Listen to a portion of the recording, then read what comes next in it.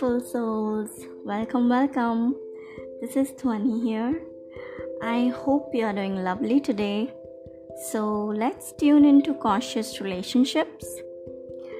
Today, I would like to share with you something about the healing of the heart chakra.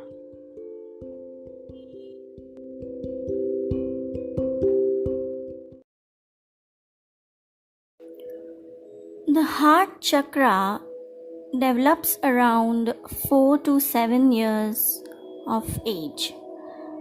Our heart space governs our ability to show love, to be compassionate, and to be tolerant. An active heart chakra allows us to feel fully and to share our experiences with others. We are able to communicate with love, and we do things out of the goodness for ourselves and others. When our heart chakra is fully connected, we feel a deep sense of love for ourselves and that radiates to others in our lives.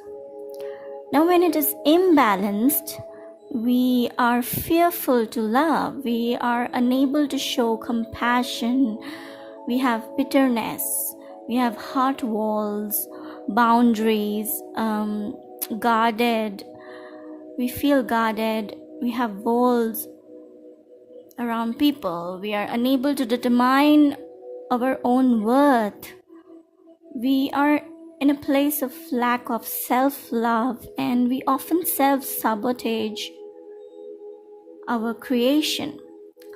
A heart chakra imbalance may also look like self-abandonment. Means we do not allow ourselves to open our hearts to other people.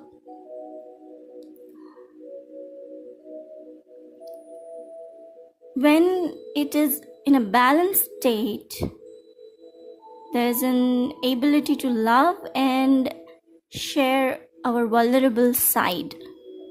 Compassion and tolerance are easy to offer, and we love ourselves deeply and unconditionally. Now, the needs or the issues to look into while healing the heart chakra is mainly love, balance, self-love, relationship, intimacy, devotion, reaching out and taking in, that is, be able to receive love and give love, right? This chakra is all about love, the ways in which we allow love into our lives and the ways we express it to ourselves and the people around us. To love and share love is a natural feminine power. It's our feminine side, it's our emotional side. And the divine feminine energy within us, the Shakti within us, thrives on exchanging love, including love to self. So, I want you to do a practice. Visualize a golden beam of light starting from the heart and growing larger until it encapsulates your whole body, the room in which you reside, and the community around you. This golden beam of light is the love your feminine side chooses to actively share.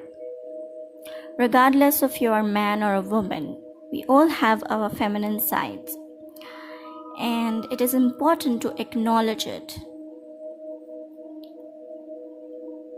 When we give love and practice loving kindness, we strengthen our divine feminine. Ask yourself, how do I practice self-acceptance, self-love, and self-care? In what ways do I show love to the people around me? What is my language of love?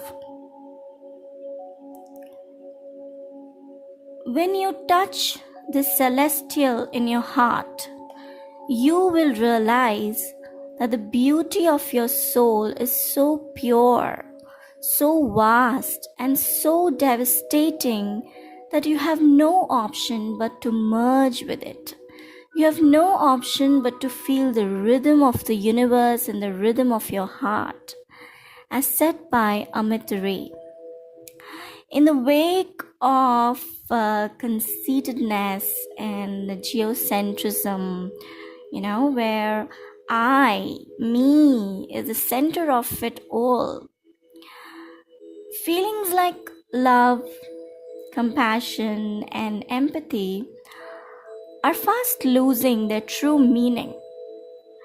When we refer to ourselves physically, we indicate ourselves by pointing towards the heart center. Yes, this is the power of the heart, the seat of the soul, the place where your true identity exists. This source of an individual being is located at the center of the 7 major chakras, right? The 4th chakra, integrating the top 3 spiritual chakra and the bottom 3 material chakras. Anahata chakra in Sanskrit means something that cannot be destroyed. Similarly, the same philosophy, when applied to the self, it is the soul that can never be destroyed, right? As it is beyond the realm of the physical world. The heart and the lungs are the main organs in the body because they are responsible for the distribution of nutrition across the whole body. Now, the thymus gland, which programs and stimulates the immune system of the body, is associated with the heart chakra. Those of you who are interested in biology must be knowing this. Since the heart is associated with the self, it directs the immune system through thymus gland to destroy anything that is self-destructive in nature. With the symbol of a star, the heart chakra is the meeting place of the divine and the self. The downward facing triangle in the star symbol is the downward descent of the energy from the supreme power, the source energy, whereas the upward facing triangle is the instinctive physical energy extruded from us as a result of being on this 4th plane, our mental body. And the intersection of the two is where the heart chakra resides. It is rightfully associated with the element of air, for air is all permeating. Similarly, the self is also universally permeating and has no shape or size, right? The heart energy center is connected to the sense of touch. Not only does it use the hand and feet, but also receptors of other organs to facilitate a grounding experience. A well-balanced heart chakra can help us transform the negative emotions into positive ones. I do not believe in negative and positive, but you can say as low frequency to high frequency. Devotion, compassion, religious and spiritual sentiments are all derived from the heart, the feelings. But what happens if we have an imbalanced heart energy center? Now, Due to an energy deficit in this chakra, one can experience problems like lack of ample of blood circulation and blood pressure high or low. The upper extremities are impacted here, causing lung diseases, rest related problems, pain in the upper back, shoulders or wrists, asthma or allergies. So this is how you know by your physical body that your heart chakra is imbalanced and you need to heal it. These are just physical signs. Low immunity is also another obvious result of an underactive heart chakra, causing the person to fall prey to diseases very easily. On the other hand, excess of immunity can lead to autoimmune diseases. Also, feeling of rejection, speaking about on the emotional side, feeling of rejection, loneliness, depression are also a cause of deficient energy in our heart chakra. As the sufferer is unable to develop a meaningful connection with others, he generally stays on the superficial plane. That person does not go deeper. They have a low sense of self, which creates behavioral issues like narcissism, which again costs them their connection to the world. And an excess of energy can create an overflow of emotions, which can create feelings like jealousy, attachment to worldly things, clinginess, and lack of self-independence.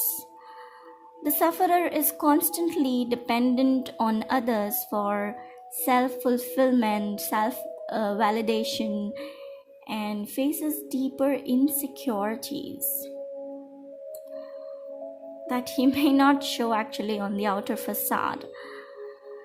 Yet another obvious negative impact of an imbalanced heart chakra here is no or little warmth, compassion, and devotion. Where you're very cold, detached, completely detached, not in a good way, in a bad way, I can say. Such people are mostly worried and lost in their own needs, desires, and wants. They just think about me, I, and have very little time to look compassionately towards those around them. Okay, so let's jump on to certain ways of healing our heart chakra. The first simplest way is the color therapy.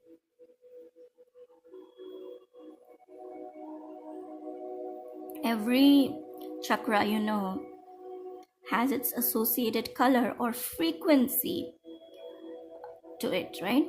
So the instinctive color of the heart chakra is green. Green is a healthy color. It promotes a general feeling of well-being and good health. This color brings to mind thoughts and feelings of compassion, kindness, and love. Green can make you feel healthy, alert, and empathetic. So in order to activate or balance our anahata, it is advisable that one should, wear green colored clothes, eat green colored food like green leafy, juicy vegetables and fruits, and see or smell green colored things, basically involving all the 5 senses with the color green is the key to balance. Now, heart chakra can also emit pink colored wavelengths. So this type of energy is a mix of the crown, that is our 7th chakra, which has a white color frequency, and our root, that is our 1st chakra, which is associated with a red color. So this represents the physical and the metaphysical need for love, means physical love meeting with the divine love, that is the heart chakra. So pink is the color of universal love, emotional love of self and others, friendship, affection, harmony, inner peace. It has both fire and air elements, and that is red and white. It is, generally gives us the feeling of being gentle, casual, approachable, and it is symbolic of happiness and contentment, calmness, acceptance, relaxation, self-worth. These are all feminine qualities, so it's a more feminine color. After color therapy, the second very easy one is greenery and nature, right? The color of the heart chakra is green and pink. So, and there's a lot of green and pink available in the nature, right? Green plants, pink flowers, beautiful pink flowers. For those of us whose heart chakra is blocked or imbalanced, must spend time in nature. Walking on the grass with bare feet can help the person connect with the energy of Mother Earth or Mother Gaia and soak in the richness, can be nourished. Also, having plants in the house and watering them, or pursuing gardening as a hobby daily will open up, or regularly will open up the gates of compassion and love for other beings and self, of course. The next way is sound therapy. The root sound of the heart chakra, or the Bij mantra, which every chakra has, heart chakra's Bij mantra is Yum. Okay, Y-U-M, Yum. So in order to work on the same frequency, you can chant this mantra just as we chant Om. Simply be seated in a comfortable position and start by chanting Yum multiple times, or you could also chant Om followed by Yum. This alternative pronunciation is responsible for reaching the highest point, because Om helps the practitioner reach the crown chakra, and from there on connect the heart chakra at the highest point with the frequency of Yum.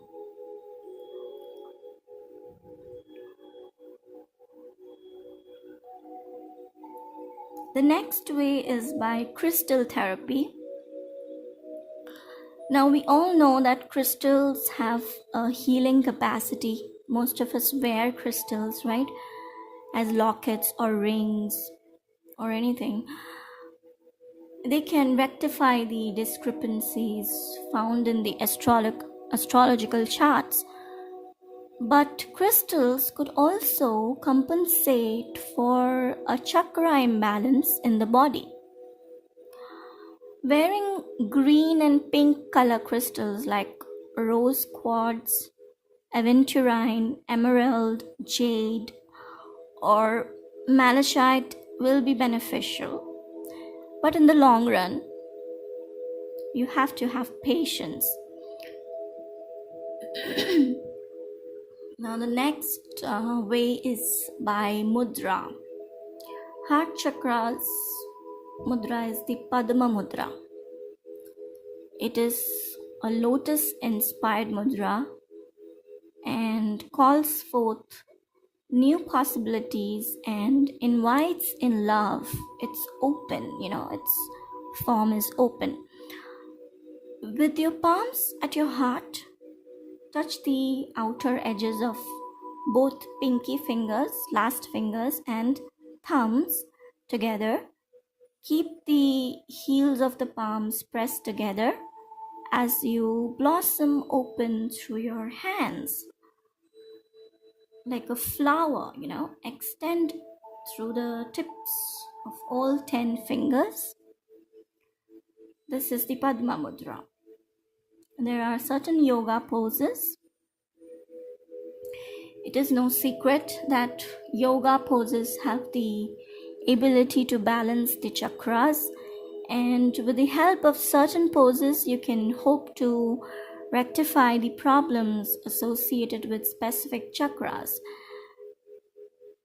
Even if you have a well-balanced chakra, practicing yoga or practicing certain exercises can benefit you to maintain your chakras or maintain your body, maintain your frequency. Now, since the heart chakra is located in the thoracic region of the spine, there are a few postures you can try that can help alleviate the distress symptoms of this chakra. One is bridge pose or Setu Bandhasana. Forward bending or Uttanasana. Camel pose or Ustra Asana. And Cobra pose or Bhujanga Asana. These are a few heart opening poses. Bridge pose, forward bending, camel pose, cobra pose. You can do any one of them, all of them. It is according to your requirement or comfort or ability even. Now, opening the heart chakra involves taking down those defenses to experience the love that is the natural state of our being. So, one of the most important way to heal our heart chakra is forgiveness, practicing forgiveness. One of the many reasons for a blocked heart chakra is to hold grudges, hold emotions inside you, pain and hurt from our past experiences. So the only way, most important way actually, is to heal this chakra is to forgive and forget. As difficult as it may sound, I understand you have to trust this process. Letting go is a challenging task, I know, for many. But those who overcame this barrier can vouch for the fact that is so unburdening. Forgiveness means a lot of things to different people. For some, their religion or culture strongly guides their perspective. Forgiveness, I feel, is removing our ego from the situation in order to clearly understand it. Forgiveness is actually more about us than the other person in question who supposedly has hurt us. It liberates us from the bondage of their so-called betrayal and no longer carrying them as an esoteric passenger in our psyche, Their energy is all along with us. In every experience, it adds on its frequency until and unless we are able to forgive and let go. This actually blocks us from actually moving forward in our lives. Forgiveness is refusing to drink the poison of a grudge or hate. It is letting go of anger and resentment, not for someone else's sake, but for our own. It is basically choosing to prioritize our emotional well-being by transforming destructive emotions into compassion for ourselves and sometimes others too. Forgiveness is for the forgiver, not the forgiven. So, we must always work on forgiving ourselves, releasing the burden of the pressure we put on ourselves, for mistakes and our regrets and perceptions of how we should have acted differently, should have made a better decision. Forgiveness is simply self-love. It is true form of self-love. In truth, forgiveness is an act of compassion, and if you are willing to look closely enough, you will see that an act of compassion for yourself is intrinsic, related with compassion for another also. And therefore, it is compassion for all of mankind. So the act of forgiveness toward anybody is an act of grace for all of us, as it removes the negative ties that connect us and result in a collective bitterness that is interchanged via everyday interactions at mundane places like the grocery store, bus stop, with neighbors, in fact, also in our homes and families. So choosing to fully vindicate feelings of resentment will simultaneously tip the universal scale of love a little closer in the right direction. It's a choice that you can make. Now here I would like to share a mythological concept with you.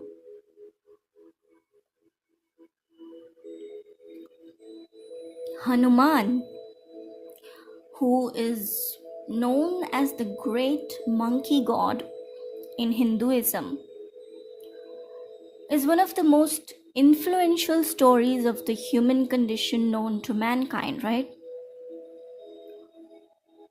Each of the gods from the Hindu pantheon represent an archetype of the human condition or emotion or characteristic, and that of the enlightened mind.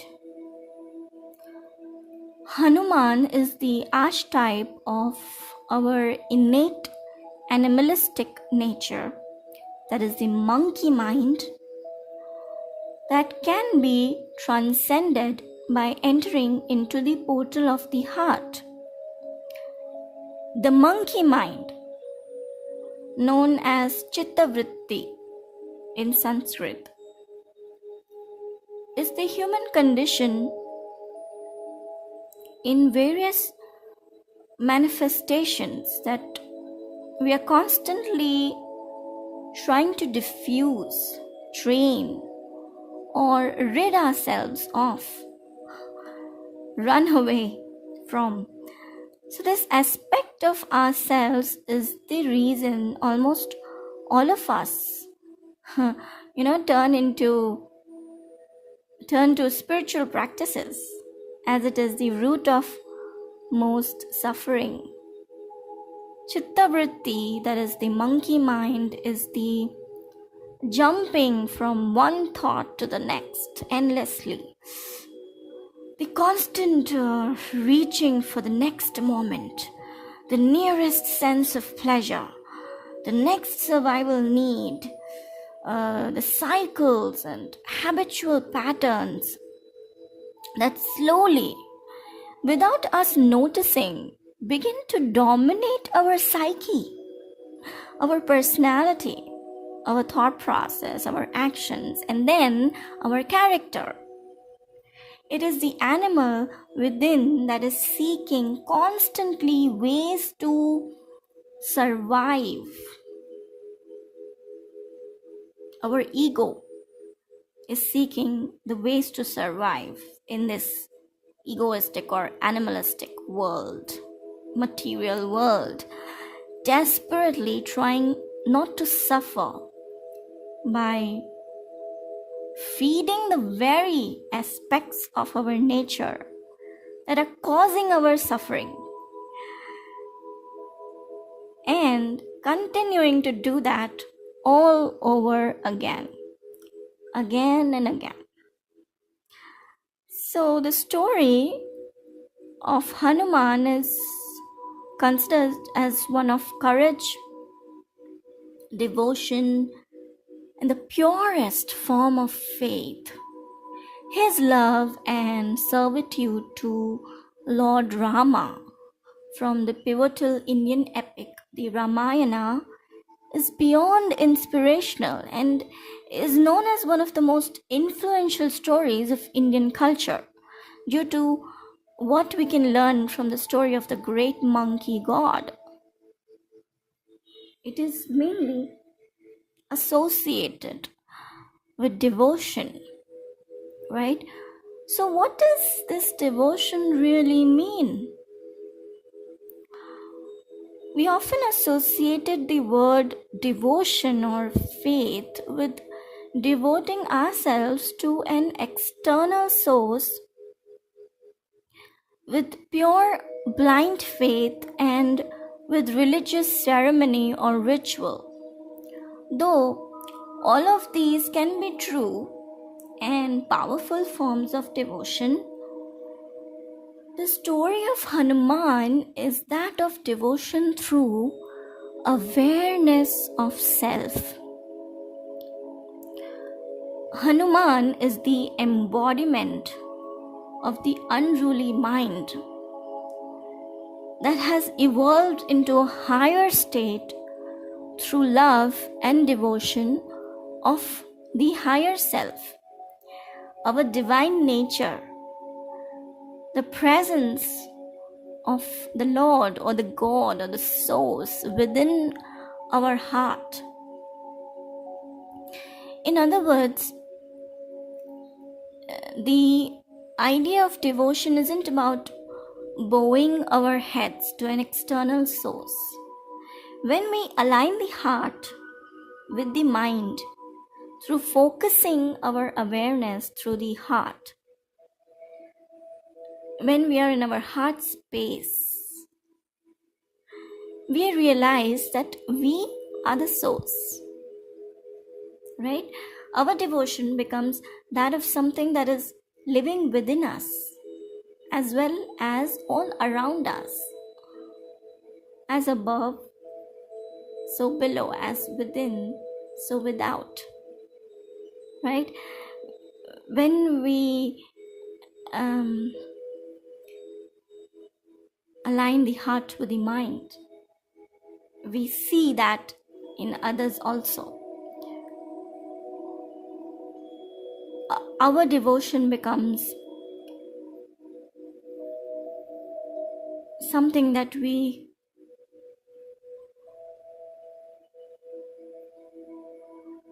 see within us and others also.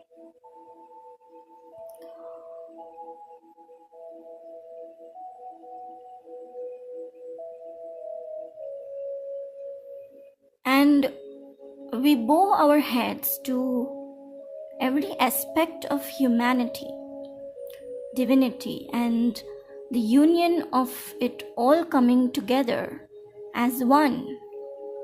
We are all one, right? One of the greatest lines from the story of Hanuman is Ram asking Hanuman, "Who are you, monkey?" And Hanuman responds with, "When I don't know who I am, I serve you. When I know who I am you." Through these words, we understand that our quest to devotion can begin with devoting ourselves to something higher, sometimes without quite understanding what that might be. And through that continuous faith and discipline of the mind, we transcend the awareness and become one with it. We become one with devotion and faith itself.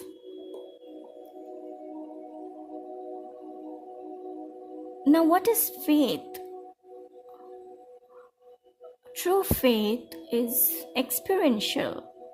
The idea of faith is difficult to grasp because it is often associated with blindness. Because faith is often intangible, we expect it to be something we believe in without actually experiencing, right? However, Hanuman teaches us that it is through faith that we experience the true reality of existence. Though it may begin from a place of unknowing, the idea of faith is that we believe there is something greater on the other side. We are trusting in the higher awareness of the heart that we will experience what we are looking for, right? We will reach what we desire. It is through this trust and faith of the heart in ourselves that we begin to explore the higher plane of consciousness that an evolved mind is capable of. Without this faith, it wouldn't be possible to reach because we would continue cycling through what is comfortable. The monkey going back to its animalistic ways, we cannot come out of our comfort zones. In comfort zones, growth is stagnated. So how do we practice this? Faith. It is a mystical idea, right? But it is not necessarily that difficult to put into practice. We can translate this idea into something large and complex, such as having faith in a higher being, the divine nature of all things, and the God or the source, whatever you call, within all of us. This is powerful and helpful in all aspects of our lives. But if we aren't there yet, there are different ways we can view this concept. For instance, how often do we find ourselves stuck in the same patterns, the same cycles, same experiences keep repeating itself, the same animalistic nature that seem to govern our existence, our life, no matter how much we loathe it?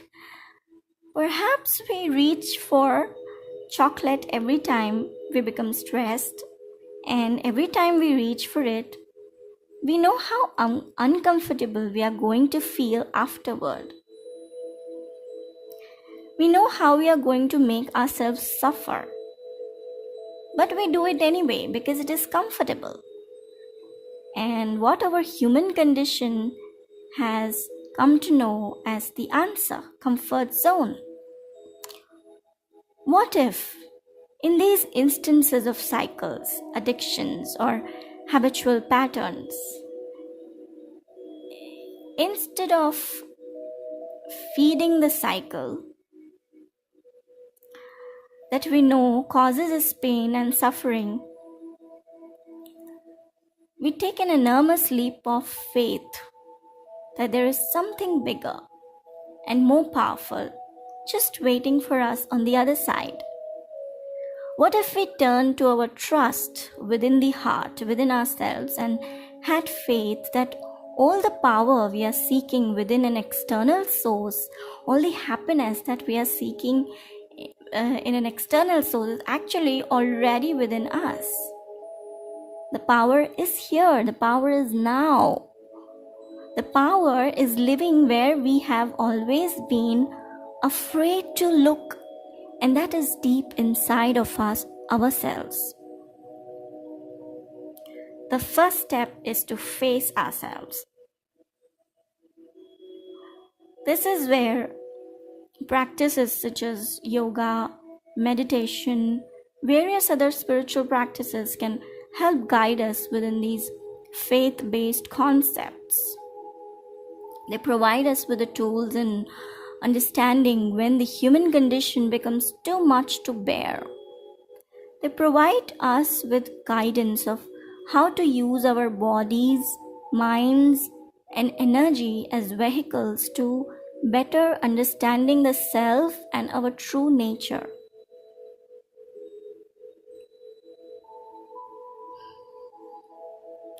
Let's do a short practice to open the heart. When the heart is closed, it is difficult to find our sense of trust and awareness within it, right? So, let's begin sitting in a comfortable position, in a quiet and open space.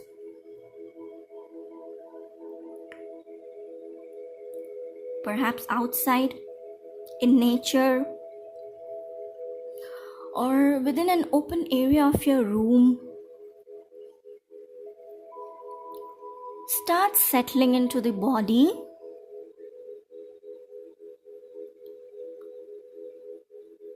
Release any tension you may be holding in your jaw, forehead, or eyes. Allow the eyes to softly close and your spine to straighten. Create space across the chest without adding any extra tension or discomfort into the body. Sit on some height or add blocks underneath the legs for extra support. Now, as you settle in, begin to contemplate what is happening within your body in this moment. That the only intention your body ever has is to keep you alive, to keep producing cells, to keep your heart beating, to keep protecting you from external forces. How perfect is that, right? Contemplate the fact that in this moment your body is living just for the purpose of creating a home in which you can thrive. Soften even more. Take deep breaths and smile. Air breathing in, air breathing out, air breathing in, and air breathing out. Now, take your fingertips and stroke your arm. Feel the sensation of the two pieces of you touching.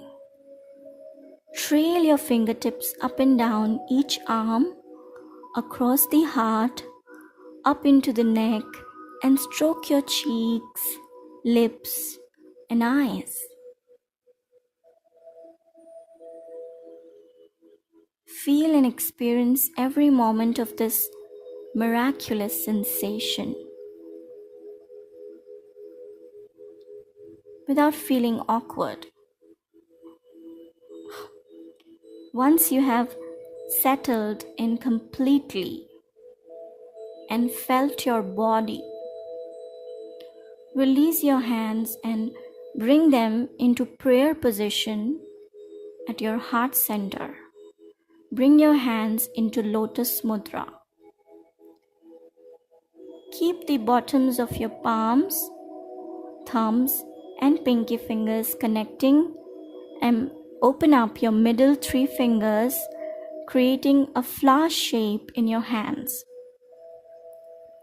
Once you are here, begin chanting the Bij mantra, Yum. Yum is the seed mantra connected to the heart center. Emphasize the syllables and extend each syllable as long as possible, ending with the lips touching to create the vibrational sound, right? Continue with these rolling mantras for as long as you would like. If you would like a time, go for at least 3 minutes. And when finished, bring the hands on top of the chest, left hand on the heart, right hand on the left. Pause.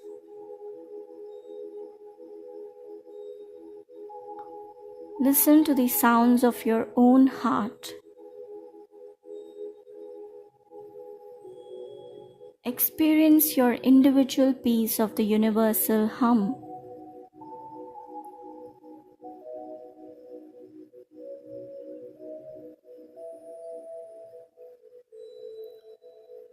I deeply and completely love and accept myself.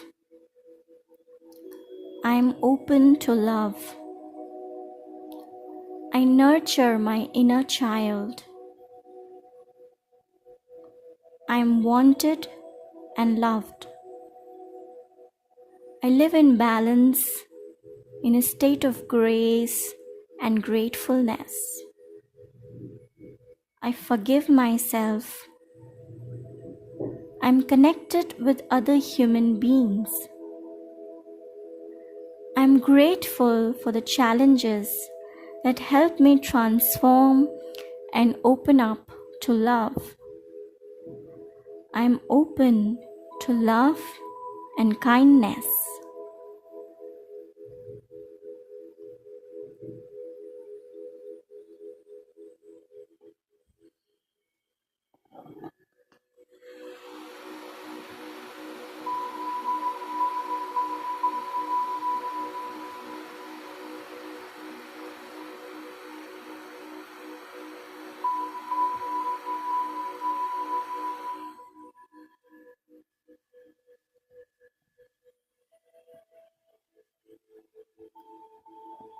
Now, since the sense of touch is associated with this chakra, in order to heal it, we have to draw our attention away from this sense and experience stillness. Practicing a heart chakra meditation can be the best way to experience a sense of stillness. Just imagine a shaft of green or pink light falling on the crown, top of your head, and flowing into the body and nourishing the heart chakra. As this happens, the heart chakra grows bigger and shinier.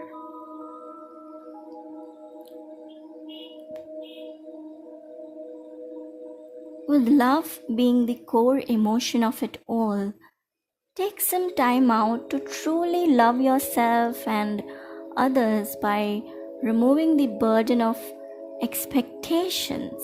It is not necessary to have anything in return because the universe is abundant.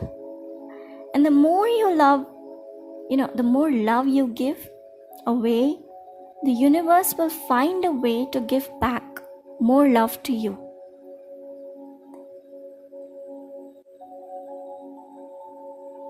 And while meditating, focus your prana on the heart.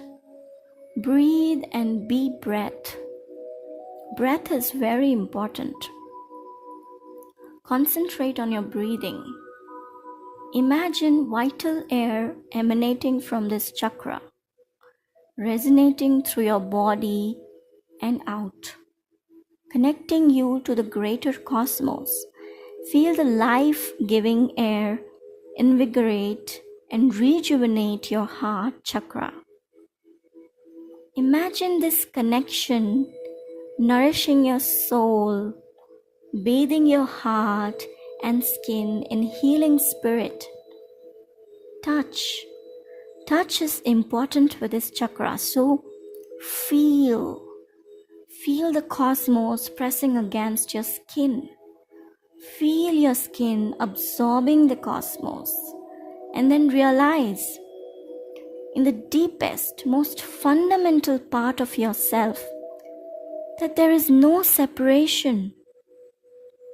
Disconnection is an illusion. We are always connected to everything. Awareness is the key. We become more aware by being and becoming with each breath. The door of life has been opened. Allow the vital breath to guide you up to the next level, to the 5th chakra, the throat chakra, the Vishuddha.